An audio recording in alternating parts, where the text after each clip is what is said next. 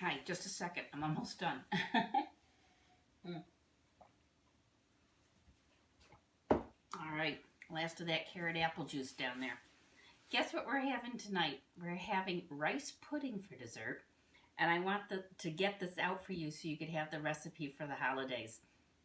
Sometimes it's nice to have a little something. Personally, I'm not a big dessert eater, and I'm usually so full from dinner and juices that I don't need dessert. But, you know, it's holiday time. It's nice to have a little something. And in Gerson, we don't have rice very often. It's not the preferred grain to have anymore. But you can have it once in a while. Now I happen to have some leftover cooked white rice. This is actually my husband's rice. He went out for Chinese last night and it's cooked and left over. I'm not eating this, he is. But I made myself a rice pudding last night to test the recipe out, and I did use my organic rice. You can make it with either leftover brown rice or leftover white rice, organic, whatever you want. So here's what you need. We're going to start with 1 cup of water. We're going to add a 1/4 cup of oats. And then I'm going to put in a heaping tablespoon of brown sugar. This is organic brown sugar.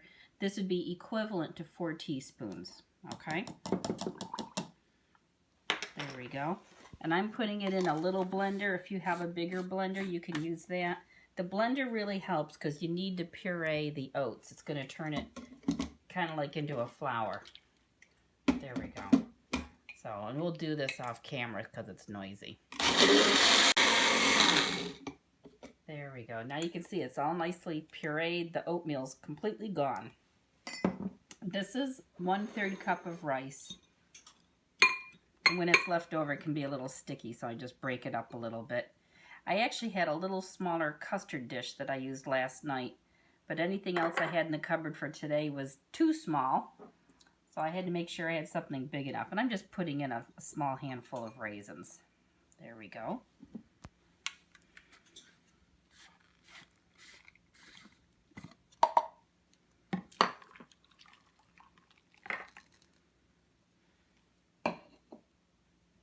There.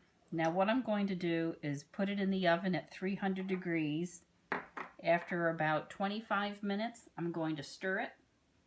And then I'm going to sprinkle some mace on top. I don't do that ahead of time. I do it towards the end. So 25 minutes, 300 degree oven. We'll stir it. In fact, we'll come back and take a look at it. Oh, timer's going off.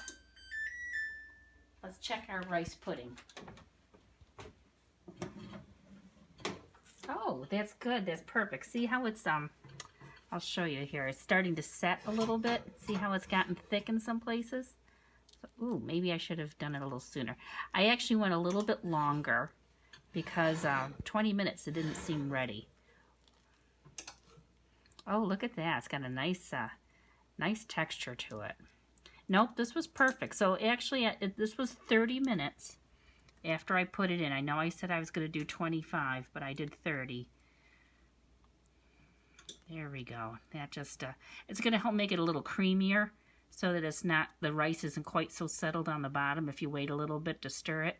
And the oats and the oat milk is what made it thicken up. And then now I'm going to put my mace on the top. See if I can get it out here a little better.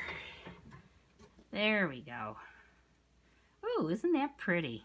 That'll be nice. There we go, back in the oven, and I'm not sure how long for. I'll have to tell you when I come back, okay? And I think our pudding is done, our rice pudding. I took a peek and it looked good. It only took about 7 more minutes after stirring it.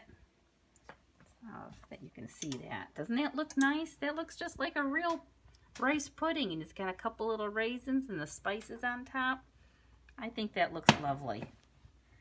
Let's just take a peek at what it looks like. Oh, see, it's creamy. It's a little bit custardy. Look at that. Oh, man. I think that looks pretty good. Treat yourself for the holidays and have a nice little rice pudding. There you go. Enjoy.